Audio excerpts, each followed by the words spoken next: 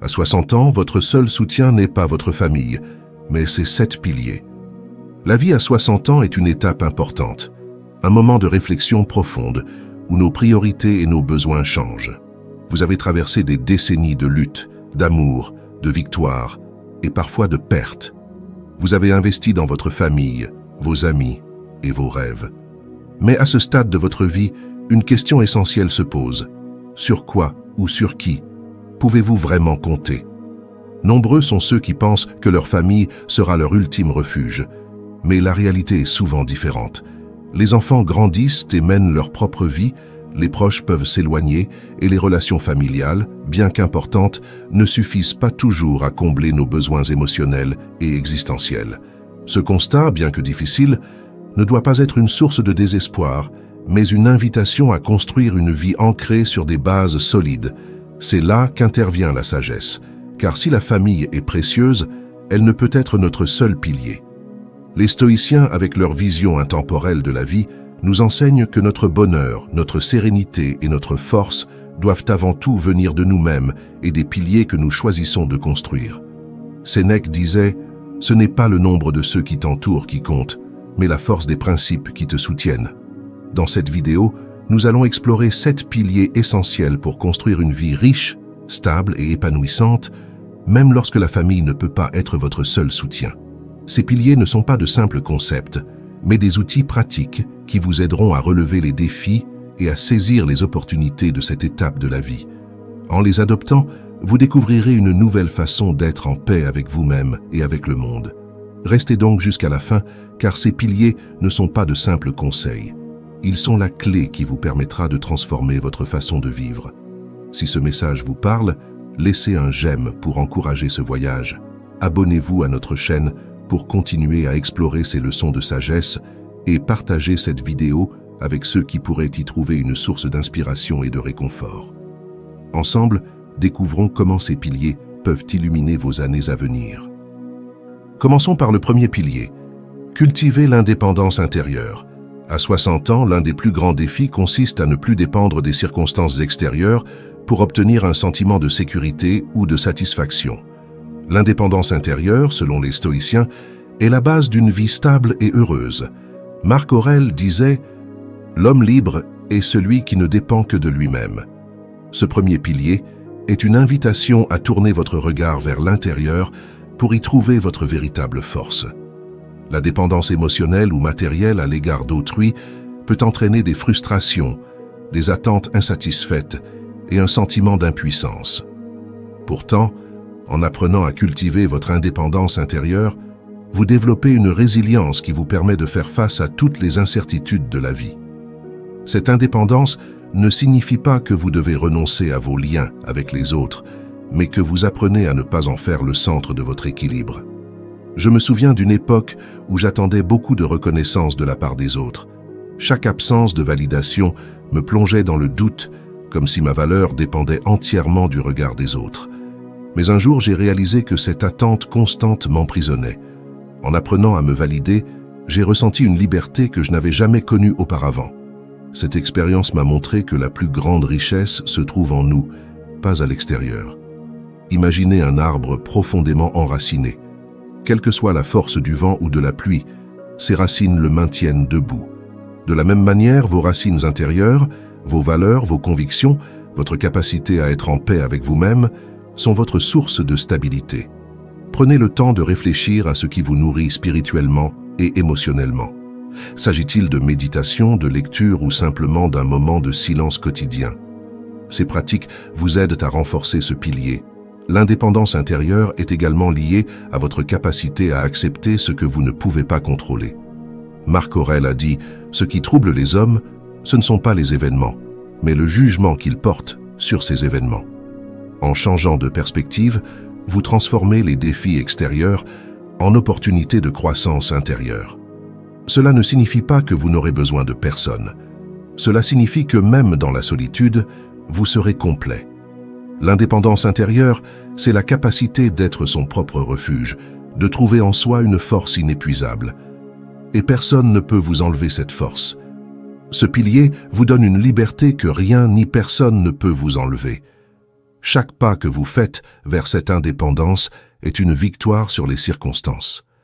Vous apprenez à être votre propre refuge, une source de force et de sérénité qui vous soutiendra dans toutes les tempêtes de la vie.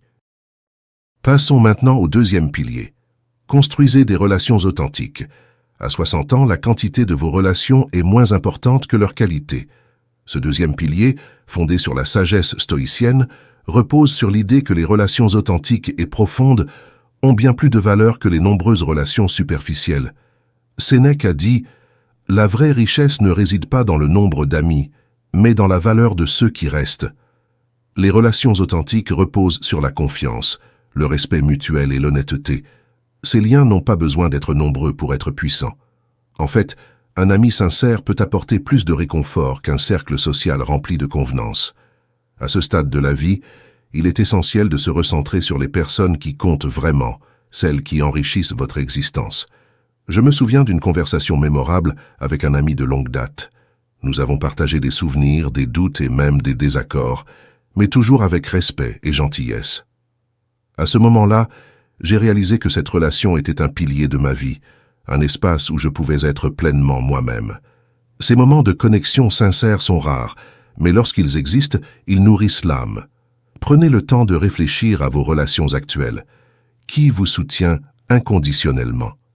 Qui vous inspire à devenir une meilleure version de vous-même? En identifiant ces personnes, vous pouvez investir plus de temps et d'énergie dans le renforcement de ces liens, tout en laissant de côté les relations qui n'apportent que des tensions ou des attentes non satisfaites.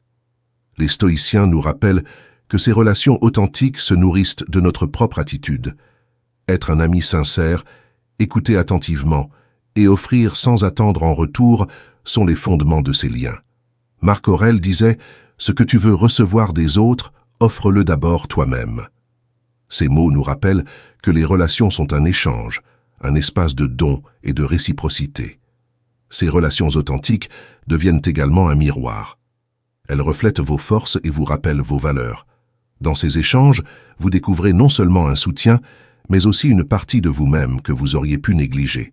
Ce pilier rappelle qu'il n'est pas nécessaire d'être entouré de nombreuses personnes pour être soutenu.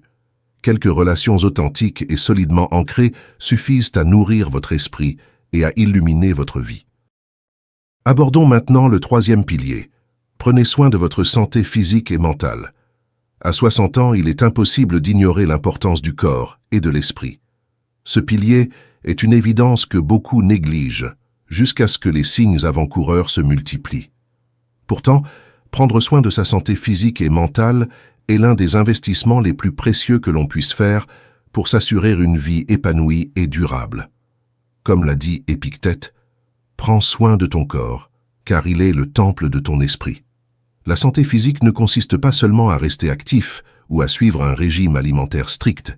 Il s'agit avant tout de prêter une attention consciente à ce que vous donnez à votre corps et à ce qu'il vous donne en retour.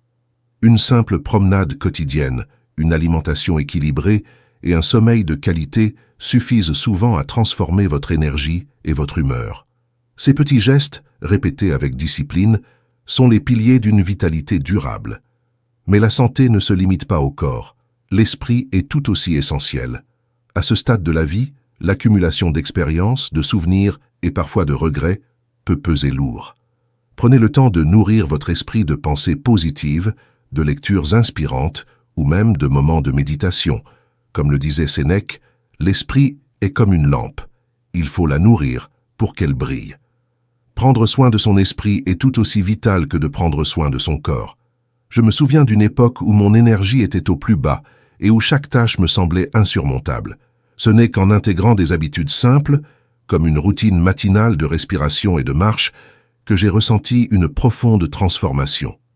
Ces moments, pourtant ordinaires, m'ont redonné une clarté mentale et une force physique que je croyais perdue.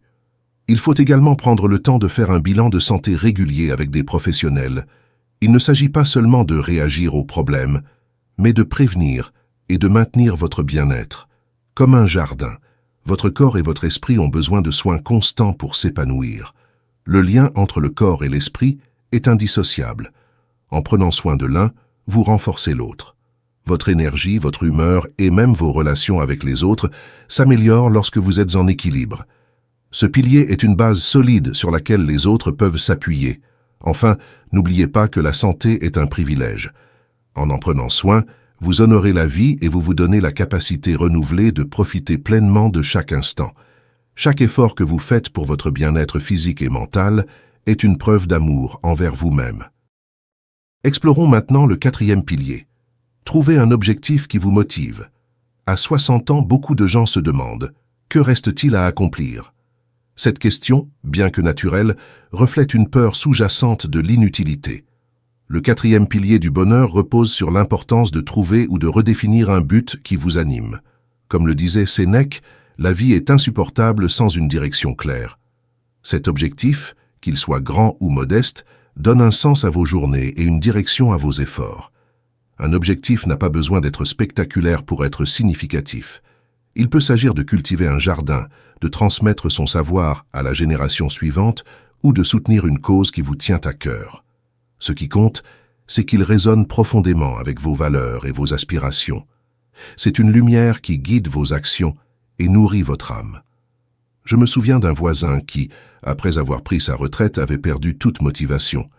Il semblait errer dans ses journées, ne sachant pas comment les remplir. Un jour, il a décidé de donner des cours de mathématiques gratuits aux enfants du quartier. En quelques mois, il a retrouvé une joie de vivre contagieuse. Ce simple fait de partager ses connaissances avait transformé non seulement sa vie, mais aussi celle de nombreux enfants. Pour trouver un but, il faut parfois regarder en arrière et identifier ce qui vous a toujours motivé. Quels sont vos talents, vos passions, vos compétences? Comment pourriez-vous les utiliser pour contribuer à quelque chose de plus grand que vous? Ces réflexions ne sont pas seulement enrichissantes, elles sont transformatrices. Cet objectif devient également un rempart contre la monotonie et l'ennui. Il vous pousse à continuer à apprendre, à vous remettre en question et à rester en contact avec le monde qui vous entoure. Marc Aurèle a dit « Vivre sans but, c'est comme naviguer sans étoiles ». Votre objectif est l'étoile qui donne un sens à votre voyage. En poursuivant un objectif qui vous inspire, vous trouvez non seulement une raison de vous lever chaque matin, mais aussi une source de fierté et d'accomplissement. Ce pilier, bien que personnel, rayonne sur toutes les facettes de votre vie. Passons maintenant au 5e pilier. Pratiquez la simplicité. Dans un monde où tout semble tourner autour de la consommation et de l'accumulation, le 5e pilier vous invite à la simplicité. Le bonheur ne réside pas dans ce que vous possédez, mais dans votre capacité à apprécier ce que vous avez. Comme l'a dit Marc Aurèle, les choses simples apportent souvent la plus grande joie. Ce pilier n'est pas une privation, mais une libération des distractions inutiles, une reconquête de l'essentiel. La simplicité, c'est apprendre à distinguer le nécessaire du superflu. À 60 ans, vous avez sans doute accumulé beaucoup de choses, tant matérielles qu'affectives. Mais combien de ces possessions ou préoccupations enrichissent réellement votre vie? Pratiquer la simplicité, c'est alléger son quotidien pour faire place à ce qui compte vraiment, la sérénité, des relations sincères et du temps pour soi. Je me souviens d'un moment où je me suis senti submergé par mes possessions. Chaque objet semblait demander de l'attention, du temps et même une part de mon énergie mentale. Lorsque j'ai commencé à simplifier, à me séparer de ce qui n'était pas essentiel, j'ai ressenti un immense soulagement. Chaque espace libéré, chaque objet abandonné me rapprochait d'une clarté intérieure que je n'avais jamais connue auparavant. La simplicité s'applique également à l'emploi du temps. Trop souvent, nous remplissons nos journées d'activités qui ne nous apportent aucune satisfaction réelle. En apprenant à dire non, à choisir avec soin la façon dont vous utilisez votre temps, vous reprenez le contrôle de votre vie. Sénèque disait « Ce n'est pas que nous ayons peu de temps, c'est que nous en perdons beaucoup. Cette perte, souvent liée à des distractions inutiles, peut être évitée par un engagement conscient en faveur de la simplicité. Pratiquer la simplicité, c'est aussi apprécier ce que l'on a déjà. Prenez le temps d'observer les petites choses qui vous entourent, un paysage familier, une tasse de thé, voire le silence d'un moment tranquille. Ces éléments, bien que modestes, recèlent une richesse que l'on néglige souvent. En ralentissant et en concentrant votre attention sur ces moments, vous pouvez transformer l'ordinaire en extraordinaire. La simplicité ne consiste pas seulement à posséder moins, mais aussi à vivre plus pleinement. En allégeant votre charge matérielle et mentale, vous découvrez une nouvelle légèreté. On se rend compte que le bonheur ne se trouve pas dans l'accumulation, mais dans la présence. Chaque instant devient une occasion de savourer la vie telle qu'elle est. Ce pilier est une invitation à réévaluer vos priorités. En choisissant la simplicité, vous créez un espace où la joie, la paix et la gratitude peuvent s'épanouir. Vous ne vous sentez plus submergé par le superflu, mais ancré dans l'essentiel. Enfin, n'oubliez pas que la simplicité est une forme de sagesse. Elle vous apprend que ce qui est vraiment précieux ne s'achète pas mais se vit. En adoptant cette pratique, vous ouvrez la porte à un bonheur authentique et durable. Explorons maintenant le 6e pilier. Accepter l'impermanence. La vie, dans toute sa beauté et sa complexité, est marquée par une vérité incontournable. Tout change. Rien ne reste inchangé, ni les joies, ni les peines, ni même les relations qui nous soutiennent. Le 6e pilier, embrasser l'impermanence, est une invitation à accepter cette réalité avec sagesse et sérénité. Comme le disait Épictète, « Ne dis jamais de quoi que ce soit, je l'ai perdu, mais je l'ai rendu. » L'impermanence peut sembler effrayante. Elle nous rappelle que les choses auxquelles nous tenons, les personnes que nous aimons, voire notre propre existence, sont éphémères. Mais cette vérité, loin d'être une source de peur, est la clé d'une vie plus épanouie. En acceptant l'impermanence, nous apprenons à apprécier chaque moment pour ce qu'il est, sans nous accrocher à sa fin ni la redouter. Je me souviens d'une époque où je redoutais profondément la perte, qu'il s'agisse d'amitié, d'objets précieux ou de moments heureux. Cette peur me paralysait, m'empêchant de savourer ce que j'avais. Ce n'est qu'en acceptant que tout est temporaire que j'ai trouvé une forme de paix. J'ai appris à voir chaque instant comme un cadeau à savourer et non comme un bien à protéger. L'impermanence nous enseigne également la gratitude. Lorsque nous réalisons que rien n'est éternel, nous cessons de considérer les choses comme acquises. Un coucher de soleil, une conversation avec un ami ou même une promenade dans la nature deviennent des expériences précieuses. Marc Aurèle a dit « Ce dont vous jouissez aujourd'hui ne sera peut-être plus là demain. » Ces mots, bien qu'austères, nous invitent à vivre avec une plus grande conscience. Cette acceptation ne signifie pas ignorer la douleur de la perte. Elle consiste à reconnaître que cette douleur fait partie intégrante de la vie et qu'elle est souvent le reflet de l'amour et de la valeur que nous accordons à ce que nous perdons. En acceptant l'impermanence, nous transformons cette douleur en une source de croissance et de compréhension. L'impermanence nous rappelle également qu'il faut vivre pleinement dans le présent. Trop souvent, nous sommes prisonniers du passé ou préoccupés par l'avenir, oubliant que le seul moment réel est celui que nous vivons en ce moment même. En acceptant que tout est éphémère, nous libérons notre esprit pour savourer pleinement chaque instant. Ce pilier est une invitation au lâcher-prise. En cessant de lutter contre l'inévitable, vous découvrez une nouvelle légèreté et une nouvelle liberté. Vous apprenez à accueillir le changement comme une opportunité plutôt que comme une menace. Chaque transformation, aussi inattendue soit-elle, est une occasion de se réinventer. Enfin, embrasser l'impermanence signifie reconnaître que la vie, dans toute son imperfection, est un miracle. En acceptant ses hauts et ses bas, ses débuts et ses fins, vous trouvez une paix profonde, ancrée dans le moment présent et dans la gratitude pour tout ce qui a été, tout ce qui est et tout ce qui sera.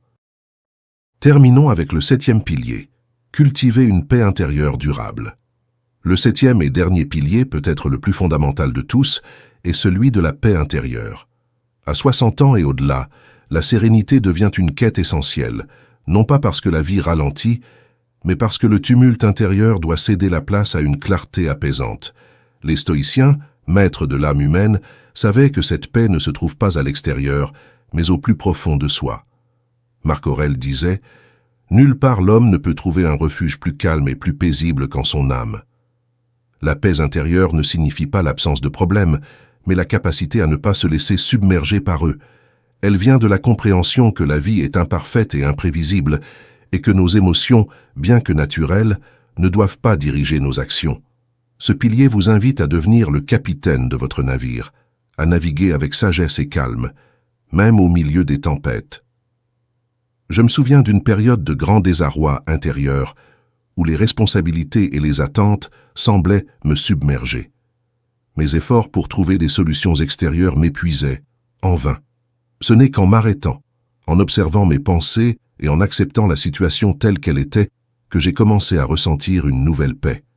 Ce n'était pas une fuite, mais une réconciliation avec ce que je ne pouvais pas changer. Cultiver la paix intérieure passe par l'acceptation de soi. Trop souvent, nous sommes nos propres juges les plus sévères, nous rabâchant nos erreurs ou nos insuffisances. En apprenant à être bienveillant envers vous-même, vous créez un espace de calme où votre esprit peut se reposer. Épictète disait « Ce n'est pas l'adversité qui trouble les hommes, mais leur jugement qu'ils portent sur elle ». Ces mots nous rappellent que la paix dépend de notre point de vue et non des circonstances. Ce pilier repose également sur la pratique de la pleine conscience. En ramenant son attention sur le moment présent, on écarte les regrets du passé et les inquiétudes de l'avenir. Une simple respiration de pleine conscience, une observation attentive de votre environnement, suffit parfois à calmer votre agitation intérieure. Ces moments de présence sont comme des îlots de sérénité dans l'océan de la vie. La paix intérieure est aussi une question de choix. Chaque jour, vous avez la possibilité de choisir la manière dont vous réagissez aux événements. En préférant le calme à la colère, la compréhension au jugement, vous construisez une force intérieure qui vous protège des turbulences extérieures. Ce choix, bien que difficile, est libérateur. Enfin, ce pilier rappelle que la paix intérieure ne se trouve pas dans la perfection, mais dans l'acceptation de l'imperfection. En acceptant vos défauts, vos échecs et vos défis, vous vous offrez une liberté rare, celle d'être en paix avec vous-même et avec le monde.